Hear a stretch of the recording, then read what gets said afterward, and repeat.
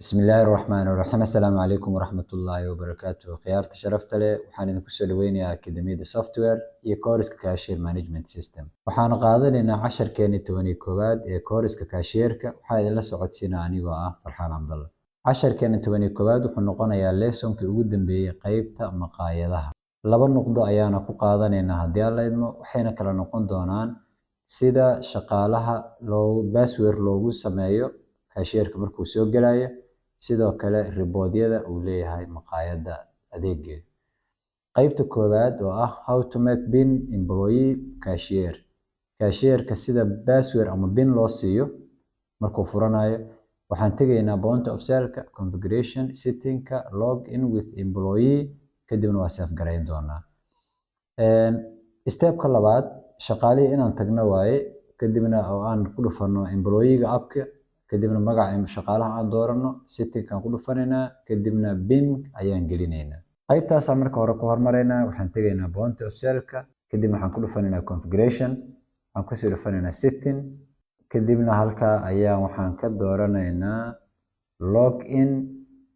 with employees tigtaan saaraynaa halkaana waxaan ka dooranaynaa cashier-ka magaciisa halka cashier-ka magaciisa hadda waa sidaan kadibna waa save garaynaynaa haddii cashier-rada badan yihiin mid kasta password aad siin doontaa kadibna waxaan sameynaynaa inaan ku dhufano qaybta abka la yiraahdo employee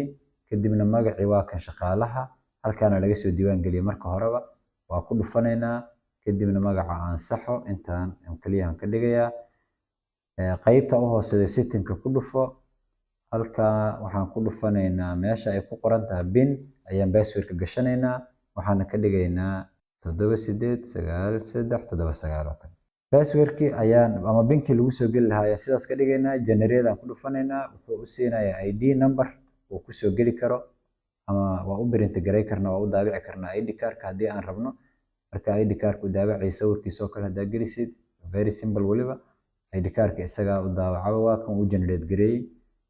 marka ID-gaasna uu ku soo geli karaa oo scan ah sidoo kale password caadina uu ku soo geli karaa hadda waxaan password-ka ayaan ku soo geli doonaa waxaan tegaynaa point of sale-ka kadibna waxaan dooranaynaa open wuxuu ina weydiin doonaa password-ka marka aan sidaan ugu dhufano wuxuuna weydiin doonaa password-ka qaybta open markaan ku dhufano halkaan password-ka gasho kadibna user-ka ayaan dooranaynaa marka hore halkaan waaba hal user isaga kala doorasho ma laha meeshaan hal shaqaale waaye haddii dhowr user oo cashier ay jiri lahaayeen waa la kala dooran lahaa laakiin hadda waa halkaana waxaan gelinaynaa password-ka aan soo sameynay oo ahaa 7893 waa ka kadibna open dheh oo waa kana hadda sidaan loogu furan yahay haddaan ka baxo baageen yiraahdo cashier-ka waa inoo furan yahay continue ayuu ku dhufo mar kale aan session-ka iska soo xirno marka aad furanaydo waa ka password ku weydiinaya anytime aad soo gasho password ku weydiinaya password-ka aan gashano ama halkaan ka gali kartaa qaybta banaanka ahna waa ka gali kartaa sidaan hadda u galiso iyadana waa ka banaanka qaybtaas waxay ahayd qaybta cashier-ka password-ka sida loogu sameeyo user-rada sida loogu abuuro qaybta labaad waxaan tegaynaa reports-ka riboodyada aan hal mar isla soo sharaxno reports-ka uu leeyahay waxaa ka mid ah profit and loss statement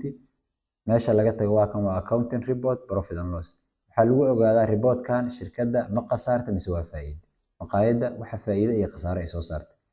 balance sheet waxaa lagu ogaadaa hantida guud ee maqaayadda isagana meesha laga tagayo waa cash flow statement-ga waa lacagaha qulqulka lacagaha inflow iyo outflow wixii na soo galay iyo wixii naga baxay oo lacaga trade balance-gana waa isla ekaanshaha debit iyo credit-ka qaybtan kale waa aged receivable oo ah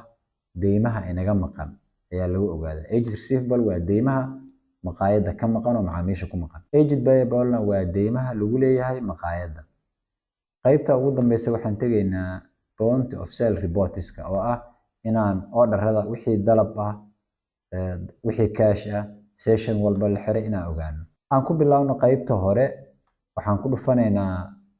awduugana tegaynaa qaybta accounting aan ku dhufanaynaa kadibna report aan ku dhufanaynaa waa kuwa report-yada balance sheet waa hantida guud ee shirkadda profit and loss kan ku hormaraynaa sida aynu ugu qornay profit and loss markaan ku dhufano halka date-ka ah waa inaan iska xaqiijido inay ku dooran tahay yearka haddii monthly ama quarter ama day ku dooran tahay riboodku sidan uu ka bedelaanaya. qaybtan haddaa fiiriso waa revenue-ga dakhliga ay maqaayadda soo xareyso waa 540 less cost of revenue. dakhligaas qarashka lagu galana haddaa fiiriso waa kan waa restaurant income-ka intaan qaybtan kale discount-ka kan waa difference oo farqiya oo jira ah. qaybtan waxaa tagtaa restaurant cost oo ah qarashaadka ay shirkadu gashay oo maqaayadda ku gashay waa 250. marka la kala jaro dakhliga guud oo 540 laga jaro qarashka oo 250 waxaa soo bixi doona 290 oo gross profit faa'iido guud. marka wax kale oo qarash lagama bixinin shirkadda faa'iido ayay haysataa oo $290 ayay faa'iido bishaan. akoonada laga faa'iidana waa arki karnaa haddii qarashaad expense ay jiraan ayagana halkaan ay kusoo tixmayaan mid kasta ay waxa laga rabo. kadib waxaan tegaynaa reportka kadibna waxaan ku dhufanaynaa balance sheet waa hantida guud ee shirkadda. kaashashka u yaala shirkadda waa ka tusaalaan EFC intaana u taala Salaam Bangi iyo dahab. waxaa laga yaabaa marka hore inay sidaan kaa tahay falaartana furaysaa wixii kaash waa kuwan total kaashka guudna waa kana waa 400. deymaha inaga maqan waa $40 waana kana waa arki doona dadka lagu leeyahay. intaas ayaa deymaha ina lagu leeyahay halkan aged payable aan ka aragno iyadana 150 deynahana lagu leeyahay. marka report ku dhufano oo aan ku dhufano cash flow statement-ina waa wixii lacagna soo galay iyo wixii naga baxay. marka la fiiriyo halka monthly aan u doornay year aan dooranayna. yearka markaan doorano wixii lacaga ahaa hadda ending balance-ga cash-ka inoo yaala waa intaan waa 400. cash in naga baxay cash out-ka naga baxay iyo cash in-ka na soo galay. okay marka la hadii aan tagno qaybtan tare balance-ga waa isla akaanshaha akoonada oo dhan. kan wuxuu sheegaa wax akoon walba iyo balance-ga ku jira qalad iyo sax halka laga ogaadana waa halkan. akoon walba iyo balance-ga ku jira. haddii meeshan ay bil ku dooran tahay iyadana waa inay year ka dhigto. tare balance isagana waa sida qaybtan kale waxaan tegaynaa partner ledger waxaa lagu ogaadaa deymahana lagu leeyahay iyo kuwa aan dadka ku leenahay labadaba oo isku jira.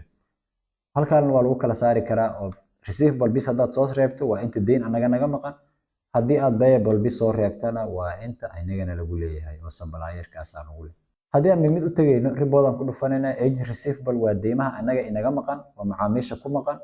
waa kuwan waxa deyn qof walba iyo inta nagu leeyahay. ninka jaamaca isagaa nagu leh maadaama minus uu yahay macnaheedu waxa weeye inagoo ku lahayn $9 ayuu $20 bixiyay aan ka qaban marka $10 ayuu nagu leeyahay oo minus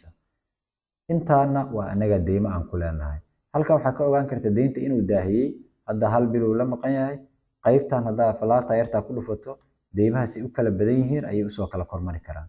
10 hadda waa kan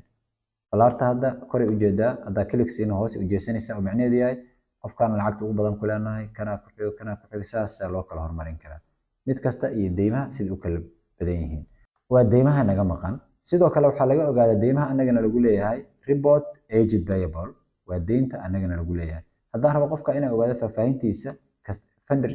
statement aan ku dhufanayaa waa kan dhacdo walba iyo wixii aan ka soo gadan. customer-kana waa sidoo kale oo customer statement haddii aad rabto inaad ogaato najma maxamed cali sababta aan ugu yeelano $4 waxaa ku dhufanaysaa statement-giisa waa kan $13 ku adeegto waa bixiyay $4 ku adeegto hal bar uu bixiyay hal bar kale lagu dalaca haddana hal bar kale uu bixiyay hal bar lagu dalacay hal bar ku bixiyay marka sidaa daraadeed $40 lagu leeyahay. intaas waa reportiska. waxaan kaloo arki karnaa markaan vendor lacag siinayna halkaan aan ku dhufanaynaa markaan supplier lacag nagu lahaa aan siinayno report aan ku dhufanaynaa halkaas payments kadibna new aan leenahay lacagta halkaan aan ka sii karnaa hadda supplier midka ay ku qorneed ayaan waxaan siinaynaa $50 oo kale. akoonka laga siinayaa dooranaysaa EFC tusaale meeshan faahfaahinta deyn hore intaas ku qor kadibna confirm. xagga kale waxaan tegaynaa haddii aan qaybtan kala tagno waxaan ku dhufanaynaa point of sale-ka kadibna orders-ka waa kuwan faahfaahinta. haddii aan rabo inaan ogaado orders wixii dalab dhacay orders aan ku dhufanaynaa kadibna waa kuwan orderadii oo dhan mid kasta iyo dalabkiisa. halka haddii aan furno oo aan ka doorano by date by order date maalin way ogaa karnaa May 22 87 27 maalinta May 31 shaqada aad u fiicnayd $349 la shaqeeyay. waxaan rabnaa inaan ogaano meeqa cashier-ka qabtay. haddii cashier-yadu kala duwan yihiin tusaale halkaan aan ku dhufanaynaa cashier-ka qabtay waa Farxaan hadda hal cashier jira haddaan rabno filterkan waxyaabo kaloo badanaa jiraan customerka dooran karta by status dooran kartaa sessionka ka dooran karta session walba iyo markii la xiray inta lagu xiray point of sale ka ogaan karta ilaa custom field oo qaybtan kale iyadana faahfaahin dheeriya wixii uga baahataa qaybta orderka waa wixii dalab maanta dhacay iyo taariikhdii dhaceen cashier-ka qabtay iyo lacagta intay ahayd dhacdo haddaan ku dhuftana waxaan ka ogaan karaa inay deyn tahay inay cash tahay halkaas aan ku dhufanaa payments iyo fee hadii ku qoran tahay account customer account haddaysan ku qornayn waa cash weeyaan qaybta kale orders markaan ku dhufano session aan ku dhufano wixii session ahaa mid walba hadda midkaana furan in progress ah intaan kale waa la soo xiray sessionada kana waa furan yahay mar kale haddii aan halkaan ku dhufano orders kadibna aan dhahno payments waxaan ogaan karnaa wax allaale wixii lacagana soo galay qaybta marka filterka ka qaad waxaad doorataa customer kadibna waxaad doorataa by date-ka ayaan dooranaynaa waxaana kasii dooranaynaa maalin walba iyo wixii shaqo la qabto waa kan waxaan rabnaa inaan u ogaano deyn iyo cash kadibna filterka dooro payment method dooro halkaas waxaan ku ogaanaynaa in maanta la shaqeeyay 349 302 EFC-ga ku dhacday 13 dollar deyn ay ahayd oo customer account iyo dahabkan 44 ayaa lagu qabtay oo lagu shaqeeyay faahfaahin intaa kadib waa la sii arki karaa ka badan adarta qaybtaana ka sii dooran kartaa si ay u ogaato wixii kala fayn cashier-ka qabta lacagtan marka qaybtaas waa sida waxaa halkaas inoogu eg qaybta maqaayadaha aan si detail u soo sharaxnay dashboard-kana ugu dambeeya aan wax yar ku daro dashboard-ka haddaa ku dhufatid iyadana waxaa ogaan kartaa cuntada ugu socodka badan cabitaanka ugu socodka badan iyadana waa kana tusaale haddii aan doorano point of sale oo point of sale weliba restaurant halkan waxaan ka ogaan karnaa cuntooyinka ama cabitaanada iyo kuwa ugu socodka badan dashboard-kan adiga fasiro akhriso beerka ugu socod badan hadda waa kan espresso hilib ari top 15 products-ka alaabaha cuntooyinka ama cabitaanada kuwa ugu socodka badan qaybtan waxaan ka arkaynaa waa kan cuntooyinka ugu socodka badan iyo dakhliga laga soo xareeyay waxaan ogaan karnaa floorka ugu shaqada badan ama biyaanada ugu shaqada badan hadda floor 1 table-ka shanaad ayaa ugu fiican table-kaas sababta loo doorbido ma nadiifsan yahay kuwa kale ma ka qurxan yahay ma meel qabow ka yaalaa waa inaad ka ogaan karto floorka hadda ugu liita floor 3 table-kiisa koobaad waxba laguma gadanin waa loo fariisan laayahay waa in la baaro halkan waxaa kaloo ogaanaysaa cuntooyinka ugu socodka badan umuleedka lama jeclo waa ujeedaa hal order ka dhacay waa kaa marka dashboard-kana waxaa laga ogaadaa faahfaahinta dhammaystiran halkan responsible-ka waxa weeye yaa order-kan diiwaan geliyay maadaama one user aan ahaa one cashier aan ahaa cashier-ka aniga qabtay laakiin cashier-rada halkaana bishii lagu arkayaa mid walba ay cashier-ka wuxuu soo xareeyay inta dakhli la soo xareeyay iyo halkaana laga arkayaa dakhliga guud la soo xareeyay waa intaas total revenue-ga waa kana average-ka okay marka intaas ama halkaas ayaan ku joojinaynaa casharkeena 11aad oo ahaa casharka ugu dambeeya qaybta maqaayadaha waxaana casharkeena xiga ku bilaabi doonaa qaybta hoteelada aad baan idin salaamayaa